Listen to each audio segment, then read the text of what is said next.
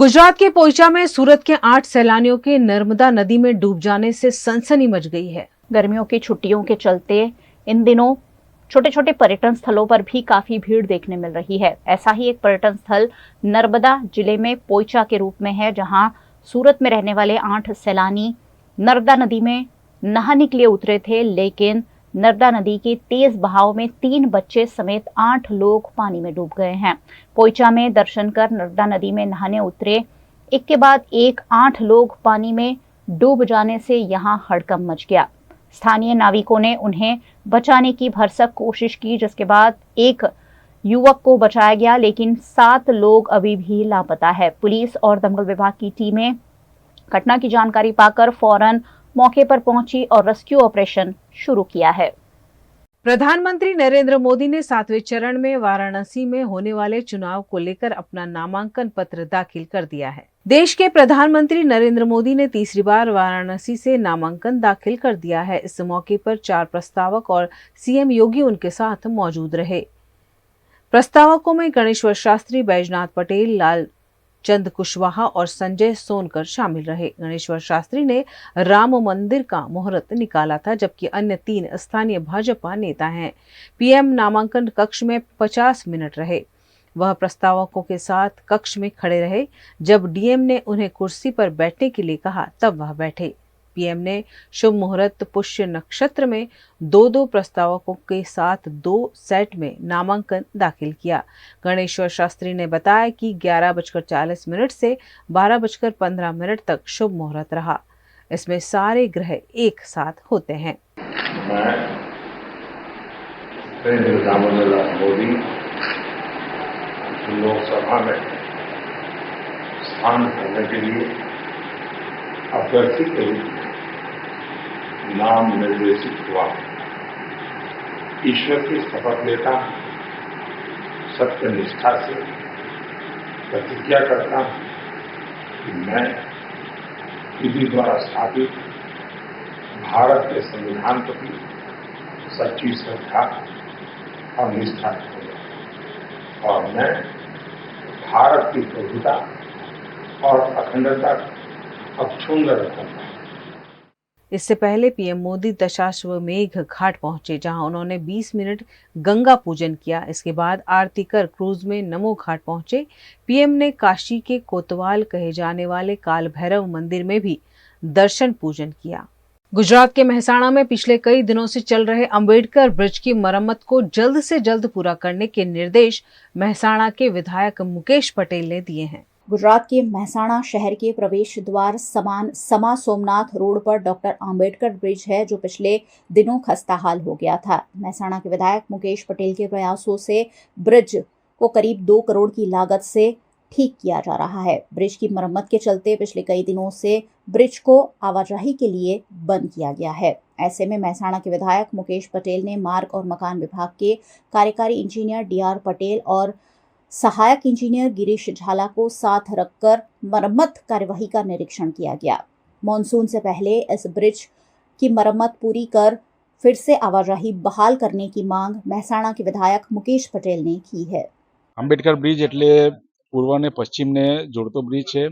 Mehsana state highway અને વિસનગર ને જોડતો આ એક અત્યંત આવશ્યક અને હેવી ટ્રાફિક ધરાવતો આ બ્રિજ છે અને એમાં 4-5 મહિના પહેલા એક જગ્યાએ ગાબડું પડતા જે તે અધિકારી અને આરએનબી ડિપાર્ટમેન્ટ દ્વારા સમારકામ કરવા માટે આ બ્રિજને બંધ કરવામાં આવેલો હતો અને ત્યારબાદ એ ગાબડું એક્સપાન્શન જોઈન્ટમાં પડેલું હતું અને એ પછી ઉચ્ચ અધિકારીઓ દ્વારા આ બ્રિજના તમામ એક્સપાન્શન જોઈન્ટ એ નવા બનાવવામાં આવે એવી એમણે રજૂઆત જે સરકારમાં કરતા સરકારશ્રી દ્વારા લગભગ 3 કરોડ રૂપિયા જેવા મંજૂર કરી આ બધા જ એક્સપાન્શન જોઈન્ટનું હાલ સમારકામ ચાલુ છે અને આ બાજુના વિસ્તારના રહીશોની માગણી હતી કે ચોમાસા પહેલા આ બ્રિજનું સમારકામ સંપૂર્ણ રીતે પરિપૂર્ણ થાય એને ધ્યાને લઈને મેં આજે આ મુલાકાત લીધેલી છે। જે તે અધિકારીને સ્થળ ઉપર જરૂરી સૂચનાઓ પણ આપી છે અને મને ચોક્કસપણે ખાતરી છે કે આ બ્રિજનું સમારકામ ગુણવત્તાયુક્ત આગામી ચોમાસા પહેલા પરિપૂર્ણ થઈ અને પૂર્વવત આ બ્રિજ ચાલુ થઈ જશે એવી મને ચોક્કસપણે ખાતરી છે। આ બ્રિજ ઉપર ટ્રાફિક એટલો બધો ટ્રાફિક હોય છે કે સમારકામ કરવું પણ મુશ્કેલ પડતું હોય છે. એટલે ચોમાસા દરમિયાન કોઈ જગ્યાએ ગાબડું પડ્યું હોય અને પાણી જવાનું નિકાલ ના થતો હોય તો ગાબડું પડે એ સ્વાભાવિક છે. અને એના કારણે આ બાજુના રહીશોની વારંવાર ફરિયાદો પણ આવેલી છે. પરંતુ હવે પછી મને એવું લાગે છે કે જે પ્રમાણે સમારકામની ગુણવત્તા જોઈ ભવિષ્યની અંદર આવી ફરિયાદો નહીં રહે એવી મને ખાતરી છે. गुजरात के वडोदरा में बरोड़ा फुटबॉल एकेडमी की अंडर 13 और 15 टीम जीएसएफए क्लब चैंपियनशिप 2023-24 में विनर बनी है, जबकि अंडर 17 टीम रनर अप बनी है।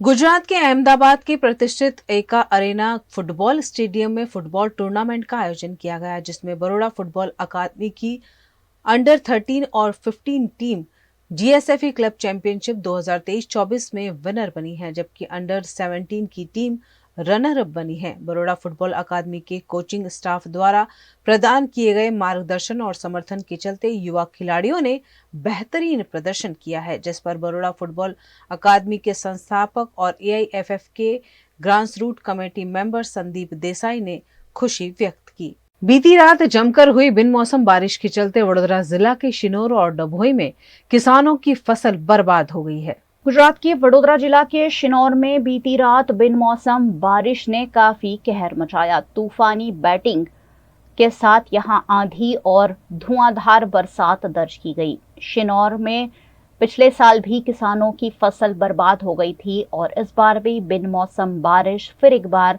विलन बनी है।